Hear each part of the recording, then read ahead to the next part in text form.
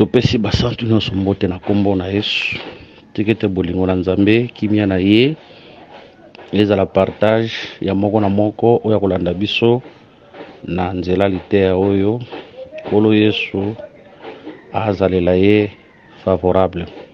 Toujours continuer na enseignement sur les paraboles. Tokomi na 8e parabole. Toujours ko parler sur le parabole ya filet. Que le Seigneur vous bénisse. Bon délice, Seigneur, ton péché, merci pour ce temps. Ou accorder ce temps qui te conduit, mais bien, parce que tu nous as donné ce bon temps.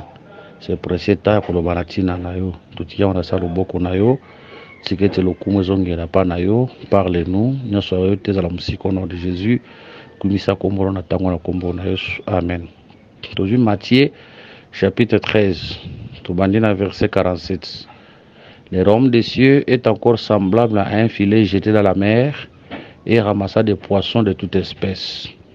Quand il est rempli, les pêcheurs les tuent. Et après être assis sur le rivage, ils mettent dans des vases ce qui est bon et ils jettent ce qui est mauvais. Il en sera de même à la fin du monde. Les anges viendront séparer les méchants d'avec séparer les méchants d'avec les justes. Et ils jetteront dans la fournaise ardente où il y aura des pleurs et des graissements des dents. Voilà. Verset. Ok, tout ce qu'il y en a que le Seigneur Jésus-Christ vous bénisse. Awa, bazotali sabiso, babi ke bokonza likolo, et kokanina, na le robe ici encore semblable. Non, ce n'est pas ça. Le robe ici est encore semblable, voilà. Na filet, oyo ebwakami na mai. Ba pêcheur tant ba pêcheur ka bwaka filet na mai. Filet zo kabambisi babia ba espèce nyonso. Tangu yango ko ya. Soki ba filet tondi, ba ko misa filet, bongo ba ko choisir ya malamu. Ba ko tia na ba vase ya mabe, ba ko bwaka nde ba bie kozala bolenge moko na fin du monde. Les anges de Dieu bakosala musala bakosala ekozala bakokamata bana Nzambe bakotia bango na esika moko pe bakokamata ba méchant bakoyeba na kotumba bango. Tolongo talisa ke parabole oyo kolobela le pécheur. Un pécheur, c'est un prédicateur. Pour se souvenir, un jour Pierre a péché à l'Obimbisi à Zouakite, quand le Seigneur a yaki à l'Obimbisi. Le Seigneur a été assis ici, après qu'il ait na Pierre, boaka filé na yo, na côté, ya droite. Tant Pierre a boaka mbisi à Koloba, le Seigneur a dit désormais, au Koloba sous mbisi, tu seras pécheur d'homme. Là, nous comprenons vraiment qu'un pécheur, c'est un prédicateur. Tant que nous un pécheur prédicateur, nous sommes en balamoko Zabilon. Et si nous voyons le Seigneur Jésus-Christ comme les véritables Zabilon, ou avant d'arriver la côte de mer, cela veut dire il est un pécheur. Les filets ici nous parlent de l'évangile. Filet. Et aussi l'évangile. La mer nous parle sur le monde. Aujourd'hui, Apocalypse 17:15, Bible zolo baboye, tozana mukanda ya Apocalypse chapitre 17 verset 15e, Bible zotali sakoloba, et il me dit, les eaux que tu as vues sur lesquelles la prostituée est assise, ce sont des peuples, des foules, des nations et des langues. Voilà, tu as interprété bongo, le koboka filet, nakata mai, c'est ça l'évangile qui est prêché aujourd'hui dans le monde. Bible zotenotale saboué et ramassa des poissons de toute espèce. C'est pour dire que tant l'évangile était à Maka, bambisi bayaka ya ndenge nyonso. Ba poisson awa bazo représenter les âmes, bazo représenter batu. Mais attention, tant aux hommes on dit que filet ezo ramasser ba poisson ya toute espèce. Attention, awa toza na nouvelle alliance. Parce que na ancienne alliance babandaki kozwa ba poisson nyonso te. L'ancienne alliance, vous remarquez, il avait une interdiction. L'ancienne alliance, ezalaki na ba poisson oyo bazalaki bazobenga bango les poissons pires, et il y avait aussi des poissons impurs. Wana na ancienne alliance. Mais tant aux hommes na bazozwa ba poisson ya ba espèce nyonso, et autant les biso toza déjà na changement de sacerdoce. C'est pour dire que l'évangile ezo pona lisusu te. L'évangile ezo pona lisusu te. Donc na ancienne alliance vous remarquez boye.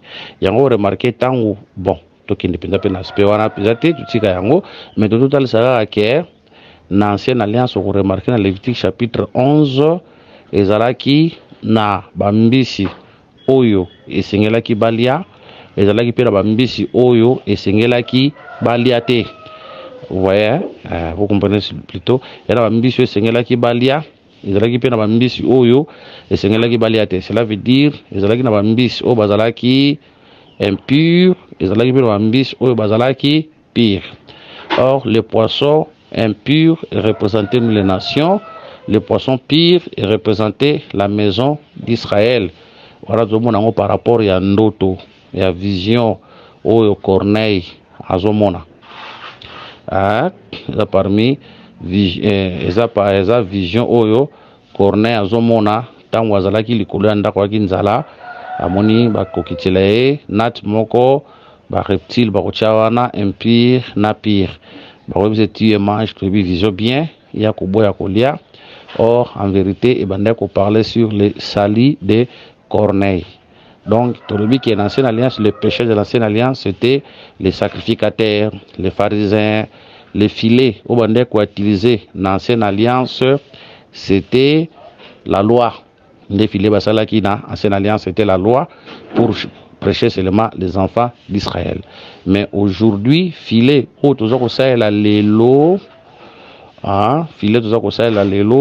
c'est la grâce, c'est l'enseignement de la grâce. Oyo eza koya pona ko prêcher batabikolo nyonso.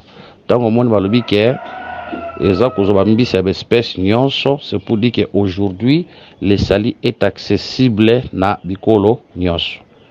Tozongeli pona koloba les poissons impurs représentaient l'église, les poissons purs représentaient Israël. C'est pour dire qu'Israël n'avait droit de manger que les poissons purs. C'est pour dire que si on va pécher, on va pécher quand les poissons pires. Si on a poisson pire, on va c'est abomination selon la loi. Mais aujourd'hui, nous prêchons, l'évangile, les autres ça, moutou, nyonso, les lots sali, les autres qui paient les sociétés, les lots sali et pesami po na bikolo nyonso. Yango ko remarquer quand le Seigneur est encore vivant, alors ça va y ko la routine d'abango. Alors, seulement na Israël. Alors, je suis envoyé dans ma brebis perdue de la maison d'Israël. Là, c'était avant sa mort.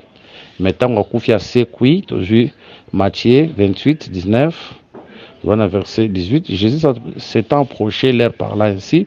Tout pouvoir m'a été donné dans les cieux et sur la terre, à l'effet de toutes les nations, les disciples. Donc, aujourd'hui, les sali et pesameli bikolo nyonso et pesameli kaka Israël te le sali et pesameli biso nyonso. Voilà, que le Seigneur vous bénisse. Verset 48. Quand il y remplit les pêcheurs, les tue, et après être assis sur les rivages, ils mettent dans des vases ce qui est bon et ils jettent ce qui est mauvais. Ça veut dire pêcher tant que si musala baponaka oeza malam babwaki oyo oza ya malamu bazwi batie po basalela musala oza ya mabe bayebaka kotia pembeni. Eloko te tokote yango na prophétie, mais un péché c'est un prédicateur. Il y avait pour hôtel ça que musala nzambe il faut la peine à discernement. Lorsque nous prêchons l'évangile, ben nous sobayaka nyonso bazaka ya nzambe te, mais un bon prédicateur doit aussi avoir le discernement ya ko placer bana ya nzambe na place ya malam. Nous devons être sages lorsque nous prêchons, parce que ben nous sobayaka tant que l'évangile est thème, on y sobazalaka ya nzambete. Voilà, tout expliquer on coutu de tout ça on continue. Donc c'est quelque chose qui est prophétique. Mais tout le un serviteur aussi qui est prudent. Il placera seulement les enfants de Dieu dans l'œuvre de Dieu, mais à vous placer Baramasité.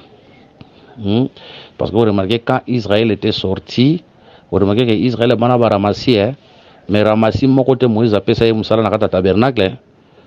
Ramassi mon côté Moïse a fait ça Moussala Nakata tabernacle. Moïse a fait ça Moussala na tabernacle, seulement pas na bana ya Lévi.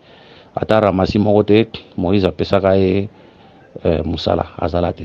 Israël n'a qu'à Égypte, c'est ça, le peuple est dans le péché. Agnon Koufa, Agnon c'est Jean 1, 29, c'est Christ qui était mort. C'est l'évangile que nous acceptons. Oui, bien sûr, on Mokili. Tu es na kata des heures, na marche avec le Seigneur. Mais tu bimbi sur mon côté, Baramasbe Bazali. Nous remarquez Moïse, pour la Moussala et Lévi, Ata Ramassi mon côté, Sala Moussala. Donc dans l'œuvre de Dieu, nous devons être prudents. Mais les choses de la kata, vous verrez, Baramassi na kata ministère, Baramassi nakati ya ba service ya accueil, Baravasi nakata ba service ya ba chantre, chantre, intercesseur, ba gagner d'âme, nyonso wana peut-être parce que ministre a veillé pinda makasité. Mais ce sont des choses aussi qui doivent arriver, même si le ministre a veillé, ce sont des choses aussi qui doivent arriver. Ce sont des choses qui doivent aussi arriver au milieu de nous. Que le Seigneur nous bénisse. Yango tu veux comprendre na verset 49. Il en sera de même à la fin du monde. Les anges viendront séparer les méchants avec les justes et ils les jetteront dans la fournaise ardente où il y aura des plaies et des graissements dedans. C'est pour dire que nous sommes en train de ecclésia, nous sommes ba juste, nous sommes ba méchants. Bangonyo sobayaka tant que l'évangile au thème mutuno soye. Voilà pourquoi nakata makamanzambe kokino lembate pour na mutu moko boye. Peut-être azana autre chose que les poissons, hein. Parce que pêcheur azana posa à poisson, azana posa autre chose que les poissons. Autre chose que les poissons baboaka yango, mais poisson de bakolia. Hein? Autre chose que les poissons bakoboaka, poisson de bakolia. Donc Christ en a besoin d'âme nae, en a besoin de l'île nae. Mais il y a d'autres personnes au bazoya, à lier ne rapport à la carte ecclésia, azana et poisson. Ce sont ces gens-là qui nous créent des problèmes. Hein? Ce sont ces gens-là qui nous créent des problèmes.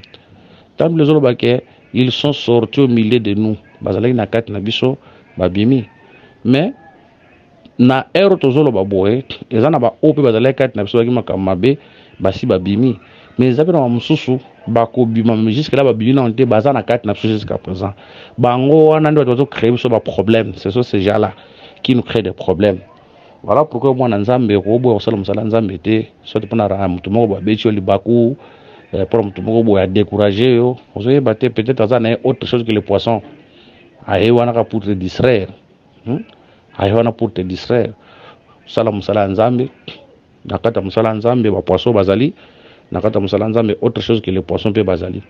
Les poissons tous sont comme les élus de Dieu bo baza prédestinés na sali. Autre chose batala ça comme les ramassis, les méchants au bazape na kati na biso. Parce que vous remarquez quand Israël marchait na kati na bango, il avait aussi des ramassis. Ba ramassis wana nde bandaki ko créer Israël ba problème. Ce sont ces ramassis là. Ah, on a bandé bazalaki comme ba mirmir makamabe mamingi c'était ces ramassis là. Parce qu'un enfant de Dieu nous avons bon ça monter mané depuis l'éternité on dit mais la makamanzamba ta passe on dit mais la makamanzamba parce que nous avons c'est monter mané depuis l'éternité. Mais un ramassis monter mané et bongate. Donc, Ramassi, il va créer des problèmes. Ndeba lobi ke bakokamata bambisi batiango na place ya malamu bakamati oya mabe babwaki. Ah watasizo ke lobake na fin du monde ba ange bakoya bana kosala triage. Ba ange bakoya bakosala triage. Na triage bazo sala wana eza po bakamata ba poisson batia bango. Il en sera de même à la fin du monde. Les anges viendront séparer les méchants avec les justes et ils les jetteront dans la fournaise ardente. Voilà, où il y aura des plaies et des graissements de dents. ba ange ntango bazosala séparation bazokamata bambisi bazotia bango na kati ya bavase mosusu na kati ya bavase wana. C'est ça notre demeure en Christ. Tozozwa yango mpe lokola lèvement kozala na kati ya Christ. Bref, vase wana c'est Christ, notre lieu de repos, notre lieu de bonheur. Alors bazoboka libanda wana ce sont les méchants oyo bakokende, les méchants oyo bakokende dans le temps de feu. Voilà, que le Seigneur Jésus-Christ vous bénisse. Aussi ici parabole il y a filé awa. Par la grâce de Dieu, prochainement tu as la 9e parabole. Priez pour nous. Ce qui est quelque chose à lire, nous avons la communication à lire plus 243 84 22 64 114 plus 243 99 88 77 333 paix en Christ. Tokutani prochainement.